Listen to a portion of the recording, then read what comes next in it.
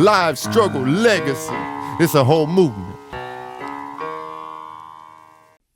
Hey everybody, it's your boy MP, Live Struggle Legacy, and welcome to season 2 of the Live Struggle Legacy podcast. So real quick, if you haven't already done so, make sure you hit that subscribe button, hit that like button, hit that notification button, drop a comment. If you're watching or listening on a streaming platform, make sure you hit the follow button. Leave us a podcast review. That helps a lot, y'all. And if you're looking for a potential branding promotion, we're looking for sponsors. So just putting that out there. All right, with no further ado, I have a very special guest today, Amaru Jahseh, recording artist and producer. He's going to tell y'all about his live struggle. So, Amaru, I just want to thank you for coming out, brother. I know it was a little short notice. We made it happen. We pulled our rabbit out of the hat today. So, you know, I look forward to getting to know you on this episode. So, you know, of course, this is the Live Struggle Legacy. So, you know, where we inspire people to hold on to their dreams and pursue their passions. And, you know, a big thing that we touched on in another episode, one of my big homies, like one of my OGs, shout out to Sharp T, he came on the episode and we talked about dreams. And he was like, man, you know, the only thing come to a dreamer is sleep. Don't have dreams, have plans, because a plan you can work, right? So, you know, I just thought we could start on that, maybe expound on it. But, you know, we got an audience here. Yes, sir. They're watching. They want to know about you, your life struggle. So tell us a little bit about Amaru Jahseh. Well, I'm from Tampa, Florida. Okay. Born and raised. Okay. Grew up here. Grew up in Nucio. Okay, shout out Nucio. So I moved around a lot because my parents are both in the military. So during that, I stayed in Texas for a little bit, got married over there, kind of didn't work out, moved back down here. Didn't really have a plan, but I know I had a vision from God. And so my vision ultimately is to help others and ultimately just be in harmony. Try to see if I can bring the world to be in harmony if I can. Absolutely. Absolutely. So tell us about how you got into music and when. How long have you been doing music? I think music has been a part of my whole family. My mom, she used to sing around the house when I was younger. And all the time just sing. And I have like few cousins and stuff like that. Some family, they do music, stuff like that. But I think music ultimately has been, for me, a universal language to me as far as connecting to how I can express myself and understanding the world for me a little bit better, understanding people. So, Jahseh. So how did it start, like your creative process in terms of, you know, writing, vocals, production? That honestly, I honestly don't know. I honestly felt like that was just in me. Honestly, I probably didn't know as far as the writing process, as far as like bars and counting bars and, you know, doing all this other intricate stuff when it comes to the music. But I think I've always kind of just had that in me. I think I just had to kind of find myself, trial and error, you know, what not to do, what to do. But also just me being a big observer, watching people in the studio, watching people close to me, how, you know, ask them how you write your music or how you do that, how you know, put this or put that together, you know, because like I want to be able to tell a story. And I think one of my just biggest starts is from Uncle Tony, shout out to him. But he used to play Tupac all the time. He had this little boombox. I remember growing up, had this little boombox that he would play it every time when I go to sleep. And that's all I would hear, just these stories and understanding like, man, this is really interesting. And then you had some stuff that really made you feel, made you cry, made you happy, you know, made you want to fight somebody, you know. Yeah. But you had all these different emotions, and it's like, I understand this guy. Don't know, but I felt like I have a connection with this person on just a deeper spiritual level. So it just made sense. And you're talking about Pac right now. Yes, man. So I love it, bro, because we haven't been doing this podcast very long. And this is the fourth time that Tupac came on the podcast as a major influence. Like initially, I talked about how I learned how to write bars through Tupac's verses, and then one of the other homies, shout out JJ, he talked about how I think he remade a Tupac song initially, and then the homie Chris Cage, shout out Chris Cage, he came on here, and that was a major influence for him as well. And I'm loving this because that's the kind of energy that we're trying to channel through this podcast. Like you said, all about positivity, uplifting, and I know Tupac wasn't all love and light in terms of the way the world saw him, and clearly a lot of that led to his demise. But ultimately, I feel like Tupac really was deep down love and light, and that his mission and his purpose and his goal was to, similar to what you said. What's that first thing you said that your aim was with the music and just overall to just overall is helping people in the world, and also just my main thing is harmony. That's harmony. That's what I'm talking about. Unity, harmony. Looking past differences and finding things that bring people together. The universal language of music, brother. Absolutely. I love it. So, okay, tell me about when you first wrote your song. Because I read your bio, but these people didn't. So I want to hear that story. And I think these people would love to hear it too. So tell us about that song that Moms Wasn't Feeling, bro.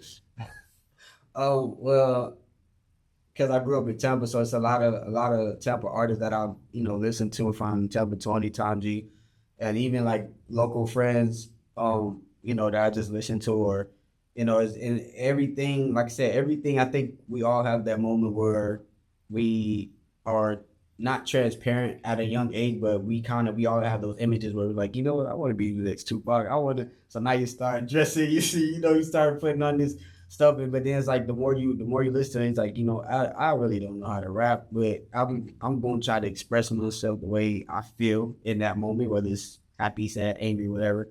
And so at this time, I think I knew somebody that was rapping. They were kind of locally famous, or just starting to kind of get a buzz up there. And I reached out to him. This was like MySpace, Facebook, Skype, all that. Yeah. And I would reach out to them through SoundCloud and stuff, and I would ask them certain stuff, hey man, I'm trying to do this. I'm an upcoming artist, or I'm new to this, and I'm just trying to learn how to be better with the craft and stuff like that. So I think a lot of times, I did get shut down by a lot of artists. They people that I really wanted to work with, locally. And at that point, I think I got mad and I wrote this like 5-minute freestyle. It was just pretty much just kind of really going in with everybody. So it's just like once my mom heard it, I think I forgot when she heard it, but I think it ended up getting leaked because once I kind of got past that stage of really understanding that, when it comes down to the music, when it comes down just to the business, you can't really put your personal feelings into it. People do stuff, they make us mad, but it's like I said, this track got out, it was pretty much aiming at every artist that I could feel, that I could think of at that time, that was kind of popping in the city. And, so I was taking shots at everybody, underground artists, and even then, so it's just like. So this was like you hit them up. Yeah, it was like went into detail because it's like I tell people all the time, it's like I'm a very observant person, and other people can see that because they see how I move. It's like, and then they'll hear things like, how did he know that? Like, he was never around. But once again, I'm just an observer, and I do my research on somebody. If I really wanted to, get at you, you know what I'm saying? I know how to get you. I know how to hit you where it hurts. But it's like, once again, it's like, okay, instead of taking that approach, once I seen that, and I think like I said, it leaked one day, or I think I was listening to it, and my mom came in the room and said, "What the hell is that?" I was like, I don't know, somebody else. I lied. It's not me. And it's like, And then I think we had a talk after that, and she just kind of told me, it's like, as far as following your dreams, is that's something you want to do and go to school for it. Yeah. But make sure that make sure that you have a passion for it. Don't just do it because of the money. Make sure. And this is your mom speaking. Okay, Yeah. so she wasn't wild about the song, but she was supportive of the idea and the music and the artwork. Not at first. It took a while. They came around because she always told me, like, why you can't clean it up? Why you can't? And it's like, well, sometimes music is not always like that. Sometimes when you go through a situation, at that point you have to release how you feel. And I've learned through situations just in my personal life. I'm 32 years old, but I've learned that when you keep things bottled up, it comes out in the wrong way. You let it out around friends, family, the wrong people that didn't cut you, you kind of bleed on them. So it's just like, I kind of had a different mindset to you know what, I'm not going to allow myself to kind of go down through that same cycle, even though it took me a while to get out of that cycle. But I've had my moments where I'm like, you know what, I don't want to do this. This doesn't feel good. That I have to repress how I feel on the inside, and then if I blow up on somebody that don't deserve it, they didn't do nothing to me. So that makes me feel bad. The fact that I'm acting in a certain way that you didn't do nothing to me. You don't deserve that. You deserve love, respect, kindness, and so. But at the same time, you're venting, and that's a big, for me, that that's what music is for me. It's an outlet, what to express, whether it be love, whether it be all these different emotions. But I want to ask you something, May, because you touched on something that I think about all the time in terms of my music. Are you familiar with the term shadow work? Yeah.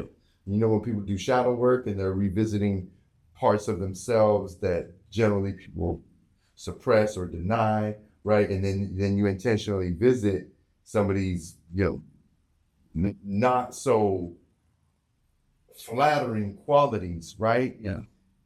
And for me, my creative process, like my shadow work, is in my music. Like I might make a song that may seem completely out of character for me in the context that a lot of people might know me. But, we're multifaceted beings. So there's going to be certain parts that, if left untended to, then they sneak out on you. Like you said, you bottle it up. So the whole concept of shadow work is taking care of these, energies, these not so flattering energies that may be dormant with us before they somehow spill out and bleed out somewhere else, right? So is that kind of like where you were going with that? Yeah, like I said, it when I was married, my ex-wife, she the one really that got me into like the spirituality. But I started to drift off on my own in 2015 after I left the church, because I just had certain questions that reading this Bible, I feel like it's certain things I understood, and in certain things it was contradicted. So I'm just like, I have questions because I'm the type of person that if I don't know something, it bothers me, and I want to have a clear understanding. So when I walk in a room full of people and they're having this conversation or whatever, I could be on the same page with everybody, and I don't want to step on nobody's toes. I always want to be on the same page to be understanding and to respect you and respect your boundaries and things like that. So it's just me. I just always have this place of, I just want to come from a place of understanding. And if I do say something, please forgive me that, I just don't know, Yeah, but what I take from what you just told me, like, okay, you're spiritual, but you're not religious. Yeah. Right? Correct me if I'm wrong. Yeah. And so, that being said, you're seeking answers for yourself and your own truth, but you're not trying to impose that on anybody else or change the way that they think it would. Yeah. I accept. One thing I do, and my aunt, God rest her soul, she always been that person that's always taught me and gave me the wisdom. I felt like God was speaking through her to me. Yeah. And it's always things that she told me that now I see it as I'm older. I didn't see it back then, but I see it now that I'm older and I have a kid. And so it's like I'm watching all of this play out, and it's like one thing I've always just learned is, never change people's perspective.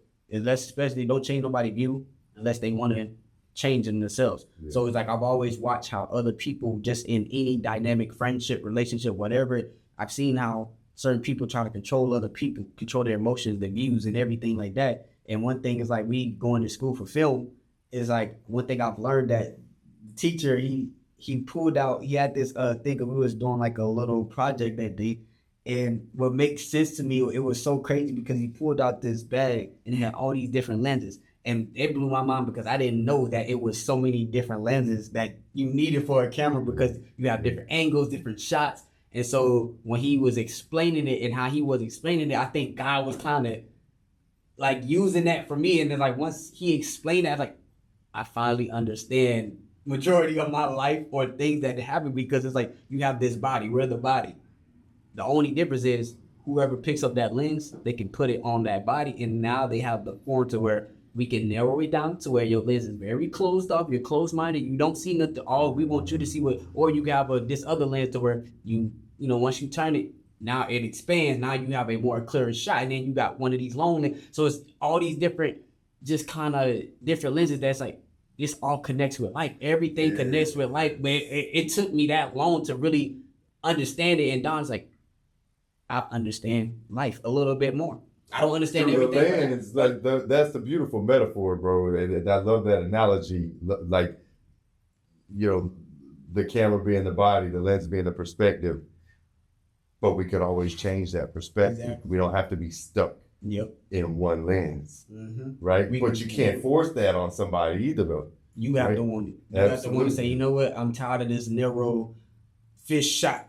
You know what? I want to do it from a high end angle. Okay, you can do that. If they call you crazy, so what? That's your vision. That's your dream. You do what you want to do. Don't let nobody else deteriorate you because that's what they want you to do. Because those people are not ready to do that shallow work. Yeah. They see parts of themselves that they feel like, you know what? If I meet somebody, because one thing about my auntie always told me that when you actually get to that point to where you surrounded by real love and genuine love, that love is going to make you want to change. And some people are scared, including me at times, we are scared to look in that mirror and see the reflection that we don't like certain parts of us. And it's like, well, what you going to do about it? Are you going to change it, or are you going to soak in that misery, or are you going to keep touching everybody else, contaminating so they can feel bad with you? Making everybody else miserable with you. Misery loves company, right? Can't do it. Man, so tell me a little bit more about, I didn't realize you had went to film school. So tell us about that. I've been waiting on this for a couple of years, and then I finally got in. And so, you're currently in film school now? Yeah. That's what's up. So, once I got that call back, I was pretty excited. And this in Orlando, it's called First Institute.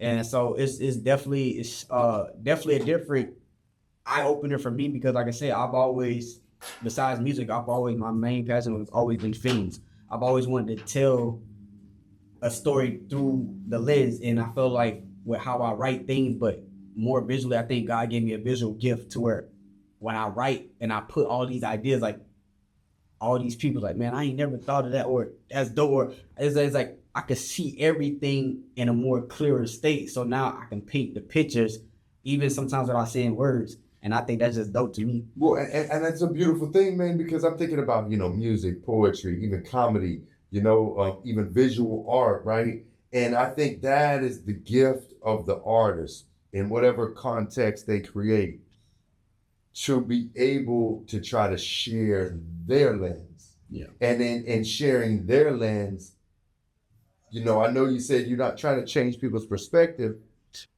but sometimes when you want to try to share something, you can't cram it down somebody's throat. So you create art.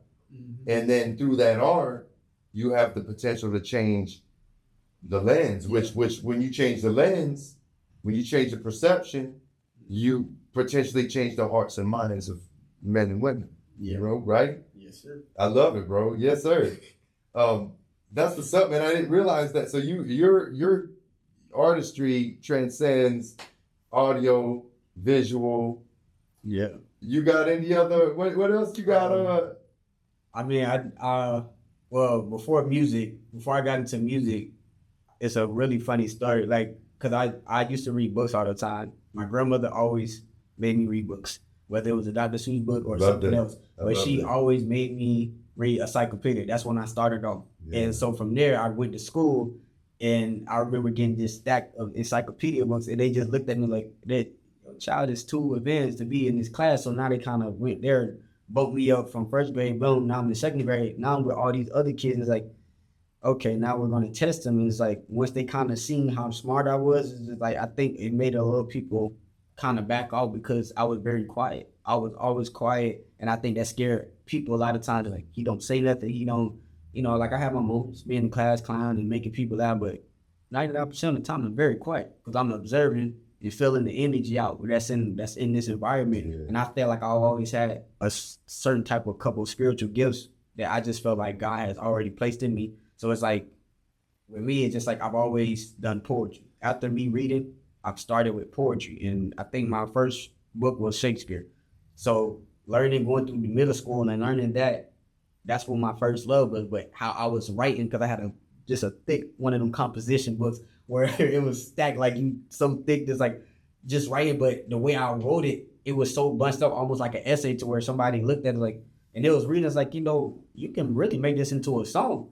And I didn't know what they meant by that. Like, I don't really know what you mean, but it's like, bro, you can make this into a song. Like, well, I don't really know how that works, but it's like, I just love poetry. I love writing. I love writing and expressing my emotions. Even when people tell me I'm too much or doing too much, I feel like, no, I'm not doing too much. You're just not the person to be around. Exactly. You're not ready for this. What you're trying to do is it's not for you. Put me in a box because you don't want to deal with your emotions. You don't want to deal with the hurt or the pain or loss, whatever. Don't put me in that box because I didn't dealt with that. I didn't accept the losses, the people that I've lost, death and everything. Like, I've accepted that. And I understand that, what? This is not the end. This is only the beginning. Every time I go through this is me rebirthing to a different version of myself. Yeah, man. Now, on that note, you shared some things in your bio, and I'm not trying to put you on the spot, bro. But since you talked about the things that you've had to deal with, and clearly you're self-aware of having to go through these things without projecting, without bleeding onto other people, and you've been through all these things, and yet you still pursue your passion, right? You still pursue your dreams. You're setting goals. So, can you share with us a little bit about, if you want to share about some of the adversity, you have the platform, but if not, at the very least, tell us what you had to do to keep your energy right, to keep your focus on the creative, and not give up or not turn to something that could potentially be more destructive, right? How'd you keep it positive, and how'd you keep it? What keeps you going through it all?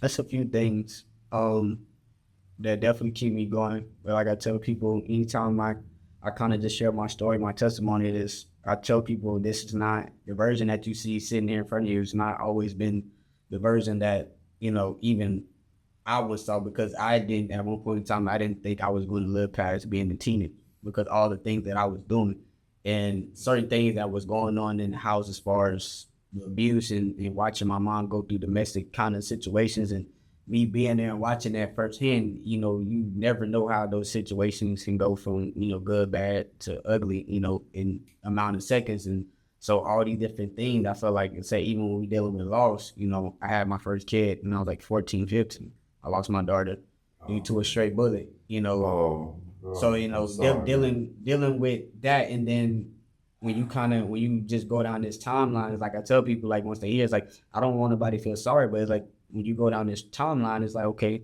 cool, I met another girl. Kind of almost similar situation, not really, but very nice.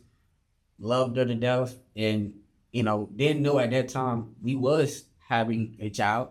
She was going to surprise me, but I know in that morning, me and her kind of had an argument over the phone or whatever situation, but I always told her I love her at the end of the day. And then, like, I think I went to the studio later that day, and I was working on some stuff, and then I had a call from her sister and said she died in the car accident. So it's like that's the second loss. And then you go to, like I tell people, you go to that third loss where in between you're struggling at this point. So now you're an adolescent, or you're going towards being a grown man, and now you dealing with, you done lost two people, three people at that, and then you go, okay, you meet another girl. Then y'all, once again, God bless y'all with a child. And then at that point, not to say that God he's wrong for doing that, but I don't really think it was that time. But we end up having a girl, but I know that she was telling me she had heart complications, so she ended up passing away in the hospital. And then my daughter passed away like a couple minutes after that. So, bro. So it's like kind of back to back to back, and then So that's 2 daughters that you have. well, one I found out when I read it, I was supposed to be having a boy. So it the first one was a girl, the second one was a boy, then the third one was a girl. So yeah, it'll be 2 girls and 1 boy. You lost to me, man. And then like I said, the rabbit hole with me, when they go to the loss, it goes really deep when it comes to that. And it's like now, like I lost my auntie to HIV in 2010. This is the auntie you were just talking about who was an influence on you, and it's 2 of them. Okay. But yeah, that's one of them. Then my other aunt, the other one, she stayed in Florida, but I think she stayed in like it's not Pensacola, Crestview. And I used to go there and visit her. And I think my last conversation with her, it was very, to me, it was very, I don't know, I felt something off, but I felt that I know that she loved me, and made plans to go visit her, and that's what I did. I think a couple of weeks after the New Year, my cousin came in there and told me that she passed away, and it just kind of dealing with loss. And at that time I was in Texas, so I really couldn't go to the funerals. You know what I'm saying? So it's just like, even then you losing certain things, and then watching one of my best friends that I grew up with, he ended up getting killed due to false allegations from a girl. So it's like you dealing with all these different losses, and you sitting there in a whole different state, you working, and you just don't, you kind of feel alone. You don't really know what to do. And then, like I said, at that time, like I tell people, I kind of dabbled with the weed a little bit, you know what I'm saying? I didn't really smoke like that.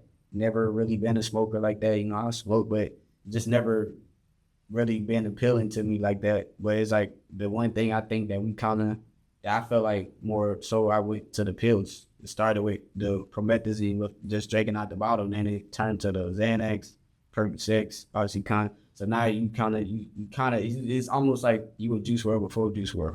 So it's like you dealing with this, and then, been into multiple car accidents. I think the last one was over a decade ago. And that one, I think God saved me, because if that car would have flipped over one time, I would have been out. So I escaped death so many different times, and keep asking God, why does he have me here?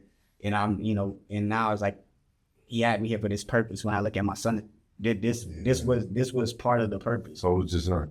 He's one. He just turned. Oh man, congratulations, bro. Yes, I got a son. He's 6, and I know when I light up. You say, yeah, that's what's up, man. And see, you held on through all that. Was that the turning point though for you, in terms of like getting clear and letting go of all of the destructive habits that were potentially going to take you out? I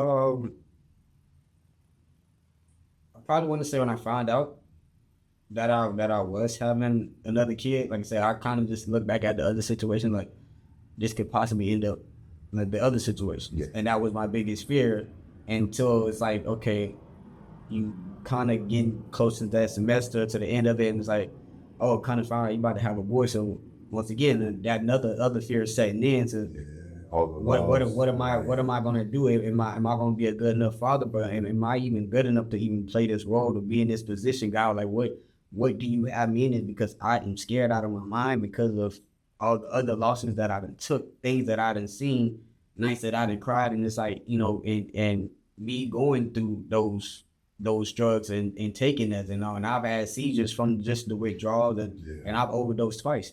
You know what I'm saying? So the last one was when I was in Texas, and I took an edible, and I was smoking. I didn't know people was passing that many blunts around, so I was like, I didn't think it was that much, but it was like just a very little tiny, but they told me it was strong. So my first time eating the edible, I was like, I'm just gonna take a little bit, smoke a little weed, and I was fine until I got to my friend's house. And then for some reason, I just felt like my whole body just leaned back, and I just stared at the stars, and I was just like, I couldn't move. I just sat there and it's just like next thing you know, somebody comes over and like I'm just like kind of I see like I feel myself kind of just going in and out, and it's like I feel my body starts to feel more lightless, and I was just I'm not understanding what's happening. And then next thing you know, I just hear one of my friends scream, it's like, "Oh my God, he's convulsing, like he's foaming out at the mouth." So and then It's from weed? it was a combination from weed and whatever edible that was. It was very Oh, strong. it wasn't just weed in there. Yeah. It was something else in there.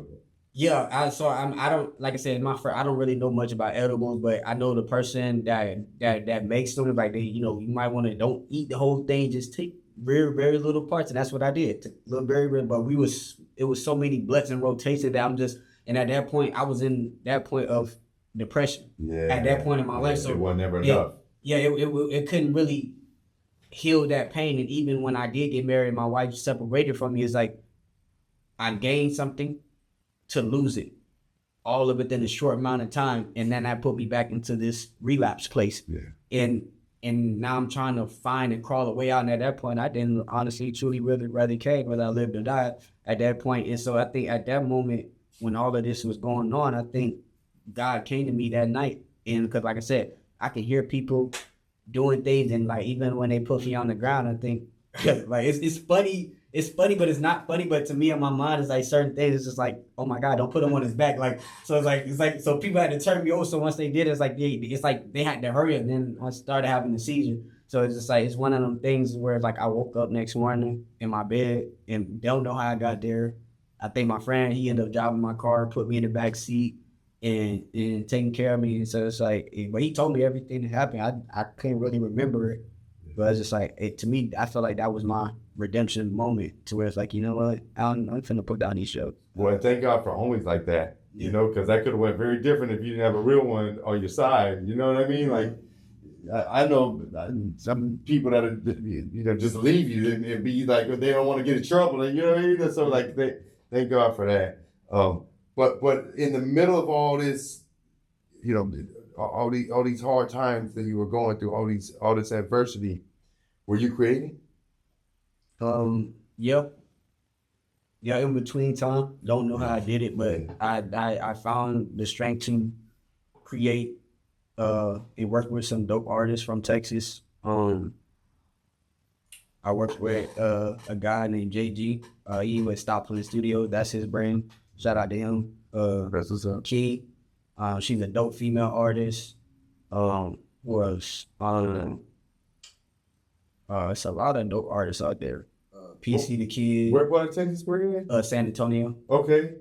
So that's where I met my wife at and everything. Okay. Like that. So I mean, it's like I said, that to me, that was a whole different just experience for me, because I watched certain things as if it's almost like a test that God's like, you want to be in this industry, I'm gonna give you a little bit of taste locally to see how it is. And I saw everything as far as everything that you could imagine, from people doing drugs in the club to fights to, you being put in situations where people making those stories and, just, hey, you pulled a firearm. It's like you going through every now you become kind of like, almost you feel like how Pac felt back in 93, 94, 95. You have all these accusations. You had a girl that, maybe you probably consensually, have relations with, and next minute she goes on Instagram and, hey, this guy raped me.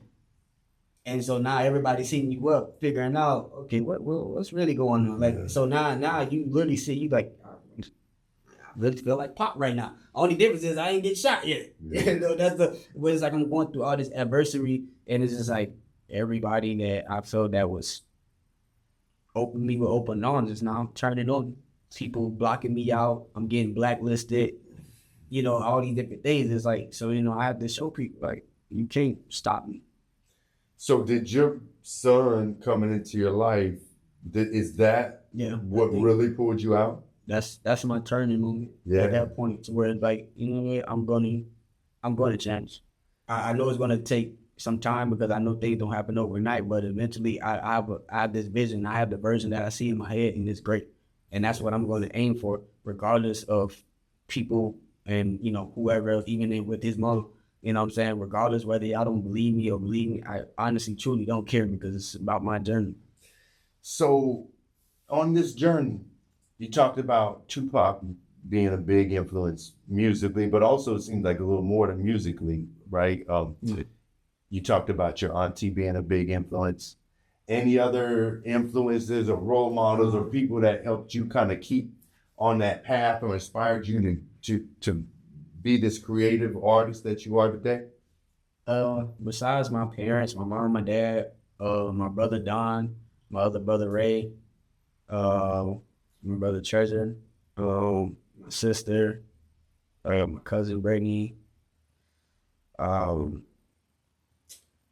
of my other artist friends, Ty, Yezom, Tune the Poet, just a lot of people, man, from the city. Like, it's been people that I just looked up to, saw them, watched them coming from the distance, and it's like, you know, I need to figure out how to get to that point. And even personal conversations that I had with them, and even when I was going through my dark days, those people reached out and checked on me, and you know, and it's like that's love right there, because you didn't have to do that. And that's love that you remembered all these people, man.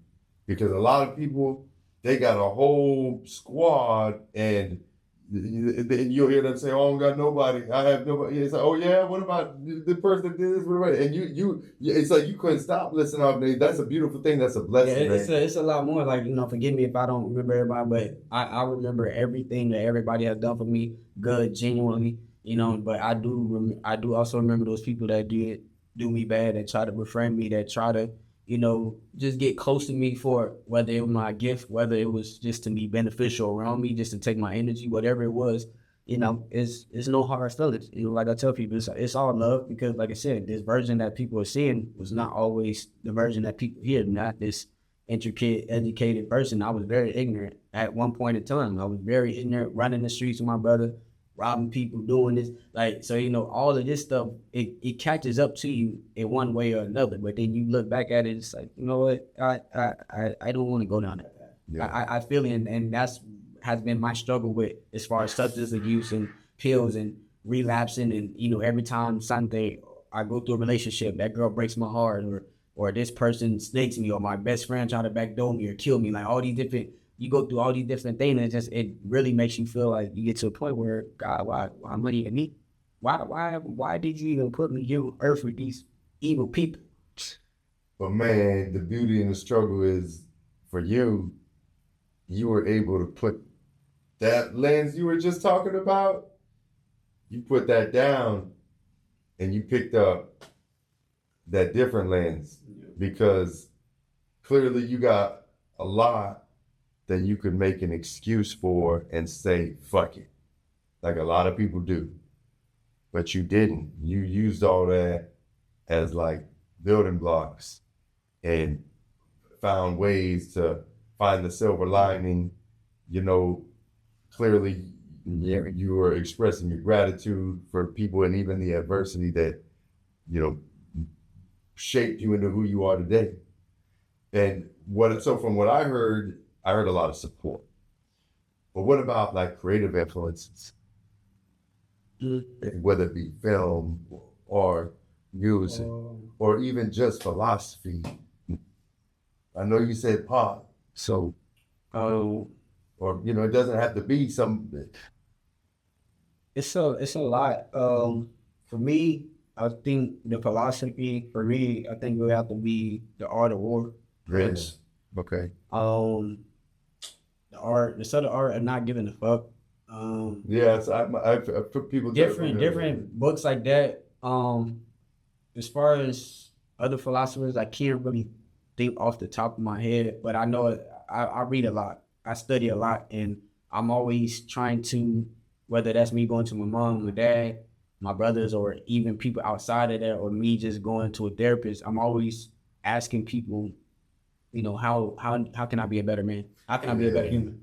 Man, I'm glad you said that about therapy, because that's like a hot topic right now. And I love that I see, because men generally, you know, they frown upon it, or they're embarrassed, or, you know, they don't need it. That's for crazy people. But man, I see the value in therapy. And for those that are open to it, you know, I see positive impact mostly. I can't see negative. And the fact that, you know, you're willing to talk about it on this podcast, I mean, maybe this will inspire other people. Like, listen, we only can operate on our level of experience in the lenses that we know. Yeah. That's the thing about a therapist. They might be able to introduce you to a new lens. They might be able to share something with you that's outside of your limited experience, right? Because we're all limited to our experience and the things that we see and hear that shape us into who we are, right? If we all went through the same experiences, we'd be the same people, right? We're all different because we have different experiences, and not all good, not all bad. But that's the beauty of therapy, because you have somebody who clearly is passionate, or they could have done something else, and you know, they spend their life's work, their research, their studying to try to open up lenses for people that maybe have that more myopic, narrow lens, right? Yep. So that's what's up, man. Much respect for that. So you got a lot of people listening right now, and I'm sure you got a lot of people pulled into your story, and you know, a lot of these people may want to pursue something similar to what you've done in terms of music, in terms of film, right? Or just in terms of taking this, you know, positive, constructive being, right? What advice do you have for anybody that's maybe having a real hard time right now, maybe thinking about throwing the towel, maybe struggling with addiction, or whatever the case may be? What advice do you have for people that, you know, maybe have aspirations to be creative, or just advice, period, that you could offer the world based off your life experience through your lens? I would say, number one, keep God first. Amen. Number two, protect yourself. Wear that mirror on yourself. Don't be afraid to look yourself in the mirror. Understand that life is about duality. You got the good, bad, light, and dark. You need both of those to balance out everyday life. Without, if you have too much good, you're not gonna have the bad. The bad is the pain, the struggles, the heartbreaks, the trauma. All of this, it builds you to the version that you're supposed to be. We all have purpose in this world.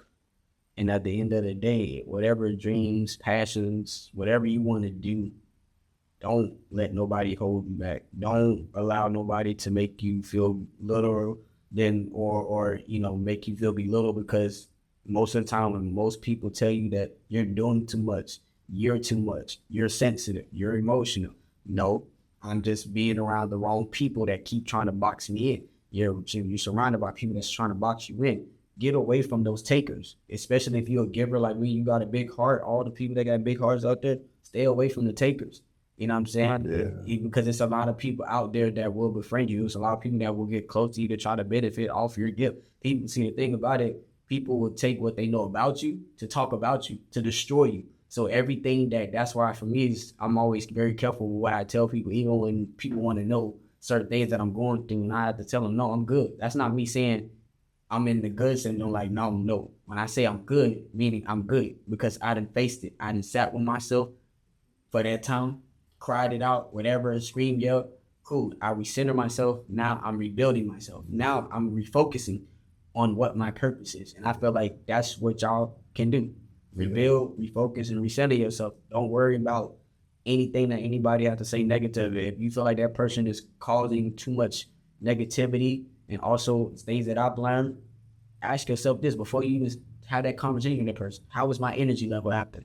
Yes, sir. Yes, sir. Amen. That's the vibe check. When I talk to them, is my energy still, I'm ready to go, or is it, that took a lot out of me. Yeah. So you have to ask yourself, and if I feel that you're taking too much energy away from me, then I'm going to have to slowly, respectfully distance myself away from you. That doesn't mean I don't care about you. That doesn't mean you don't care about them. We all just have to be selfish sometimes to really love ourselves deeply. And I think that's once we start to really truly love ourselves and we stop being codependent on somebody else to make us happy and understand, even when somebody sits up there and tell you, oh, I can make you happy, I can do this for you. No, you can't. That happiness comes from within me. You can add on to it, but you cannot make me happy if I'm not already happy. There's nothing you can do. All them gifts, everything that you spending and buying and whatever, you can't. That's not going to work in you. That person is still going to feel alone, just like we see all these actors from Robert Williams to, the guy from Linkin Park. We see all these, they got everything, millionaires, famous, names known across the globe, and yet they still feel a void on the inside to where, I'm tired of living. Yeah, I mean, you constantly trying to fill everybody else's cup and you don't fill your cup. Eventually, you're going to be with nothing. Exactly. And who's going to be there for you?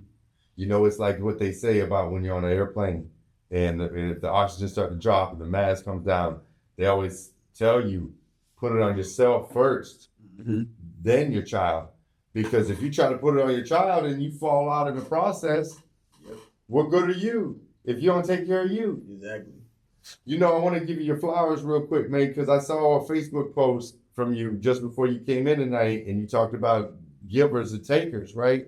And this is a concept that I revisit a lot, man, because it seems like throughout your life, you've had a lot of people try to take from you, but you never let that keep you from giving, and I have this philosophy. I talk about this with my mom a lot and other people, you have these people that say, oh, you have givers and takers and you got to be a taker. And if you're not a taker, then people are always going to take from you. But I don't look at it like that, man. The way I look at it, like, if you're a taker and that's all you do, sure, you might have a lot. You might have more than most people, but it's never going to be enough for you. You're never going to be satisfied. You're always going to be taking, and you're still going to be empty no matter how much you have. But when you're a giver, and you're authentic and you stand in your power, doesn't matter what anybody takes from you, doesn't matter how much you give, as long as you stand in that light and you protect that, and you keep your cup full, you never run out. The universe is infinite. You can give and give and give and give and give, right? And as long as you don't let the adversity corrupt you, right, you'll never run out. It's infinite. And I see that in you, bro. So keep doing what you're doing, man. I appreciate it. Absolutely. Everything I speak from is from experience. Yeah. Like I said, and I got to the point where we going to therapy, and even then, at one point in time before I hit 30, I had to be transparent with myself and understand, at some point in time, I was on the opposite side of that gun and I was the taker. I was that person. But then I didn't like how it felt. I didn't like me taking things from people. I didn't like it. I didn't like emotionally how it made me feel at the end, because I couldn't sleep at night. I was restless.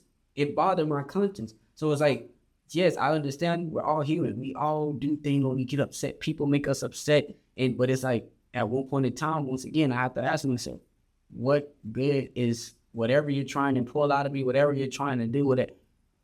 Why are you trying to make me do this? That's the first thing. Why are you trying to make me do this? And how is it beneficial to me as my growth as a person, as a man or woman, or as a human being? How is this helping me grow?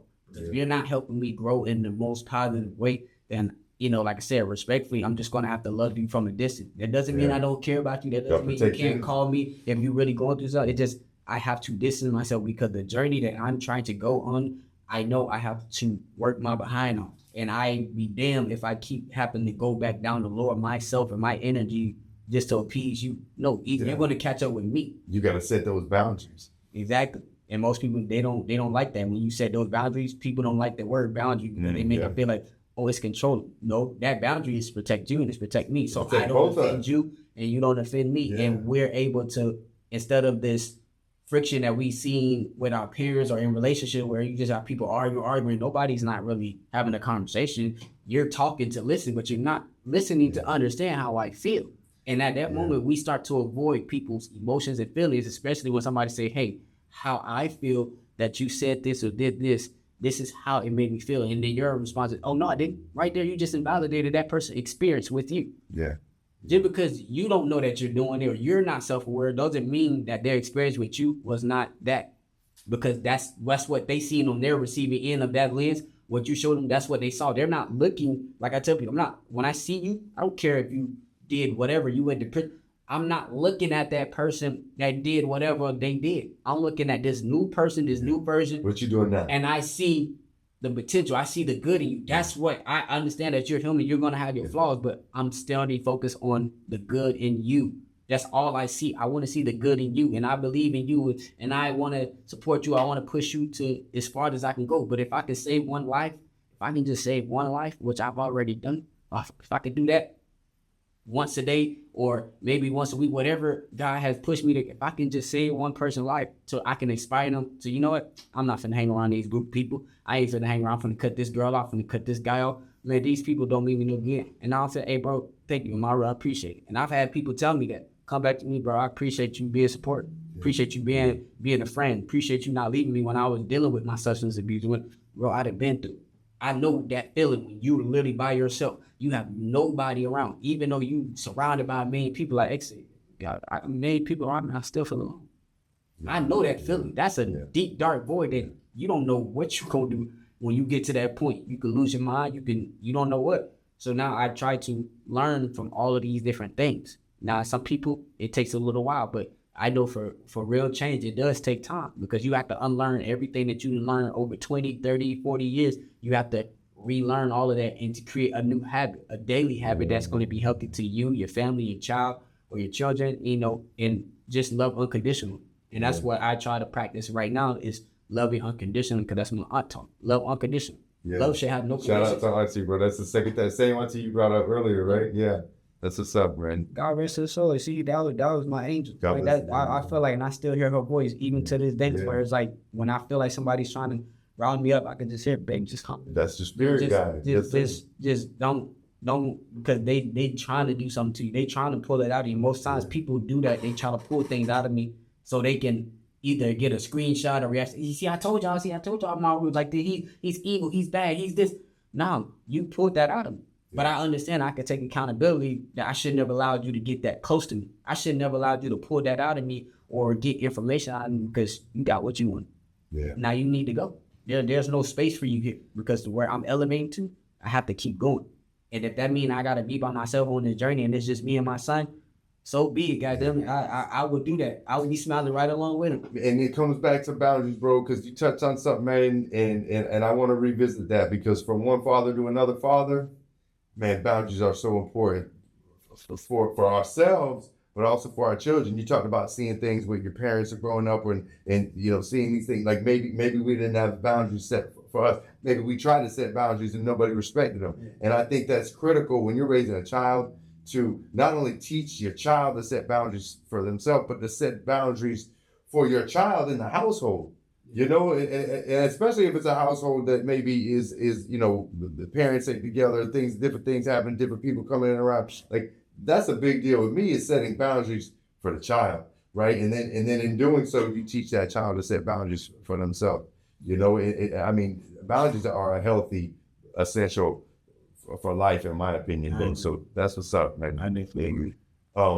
So, okay, I want to make sure that so tell us what you currently got going on that you can promote, like, and let us know where the people need to go to find you, your socials, if you got a website, anything you got, bro, that you want to promote, that you want to talk about, let's do it. Tell them how can they find Amaru and what can they do to support Amaru Jahseh? You can find me everywhere at Amaru Jahseh on Instagram. That's just straight at Amaru Jahseh. Amaru Jahseh. It's gonna spell it for him. It's AMARU JAHSEH. One more time. It's at AMARU JAHSEH. Amaru Jahseh. I'm everywhere. And that's every social. YouTube. Okay. Twitter, Facebook. Everywhere. I just got done shooting a video with one of my good friends, one of my brothers, Treasure. We did Splash Bros, so that's dropping after Christmas. I am working on 2 different projects because I'm writing my own scripts for my own short films. Yes. And so I'm trying to get people together, trying to reach out and network with different people. And then I also have 2 singles that I'm working on is Dear God and Hard to Trust. I know Dear God is special to me. So I'm trying to get that as far as like full production. Are they already out or are these in the works? These in the works. Okay. I recorded kind of like a rough draft of it, and I'll let people listen to it, a few people listen to it. But as far as that, I'm still working on it to tweak some stuff, get it mixed and mastered. So look out for that. I'm also dropping an EP with my actual blood brother, Don, the daughter. Make sure y'all go follow him too on Instagram. I'm working on some visuals with my boy Ty Morris. He's definitely an artist, producer. He does his own thing, so y'all make sure y'all go check him out. Yeah. If y'all need videos, beats, y'all go check him out at Wo Morris, one word, on Instagram. Hit him up. What else? You got music on streaming platforms right now? Music. I still got. It's like Spotify, all that. Two of my other albums that I did in 2021, I think 2022. So those are Amaru, Jahseh. So we just go to any streaming platform? Apple, Google Music, Spotify, whatever. You just type my name in, you just gonna pop up. Amaru Jahseh. Amaru Jahseh. So man, anything else you wanna say to the people, man? Man, how y'all can support me, man. Just I feel like the best way y'all can support me and keeping this legacy going is do one kind thing for a person every day. Yeah. It takes $0 to be kind. Do one kind thing, and over time, that's how you can support me. Because the legacy that I'm trying to push is harmony, and I know that that kind of sounds cliche and it sounds like a fairy tale, but in my heart, I do believe that we can all live in harmony. I do believe we can all live in peace with each other. I'm with it. Without the wars, without the violence and all the crime, we can have these conversations and then understand the duality of life that, at the end of the day, it's all love, and I'm not perfect. I'm going to make some mistakes. I'm going to make some future mistakes. So, anybody, please forgive me to the ones that I've ever hurt in my past. And even now, if I've ever hurt you, I've done anything to you, I sincerely apologize from the bottom of my heart. And I'm pushing love. And I love you with all my heart, Yes, sir. Yes, sir. Amaru Jahseh, man, I appreciate you coming on the show, bro. Thank you so much, brother. This has been a great episode. Make sure y'all check him out. Amaru Jahseh, Amaru Jahseh. Amaru Jahseh, y'all. Thank y'all for coming. It's Live Struggle Legacy. If you haven't already done so, make sure you hit that subscribe button, that like button, that notification button, drop the comment, hit the follow button, drop us a review. We're looking for sponsors, so if you want us to shout out your business, maybe even do a little custom ad for you, holler at me, man. Hit the DM. I appreciate y'all coming this far. It's season 2, Live Struggle Legacy with Amaru Jahseh. We go to pyramids. Live Struggle Legacy. It's a whole movement.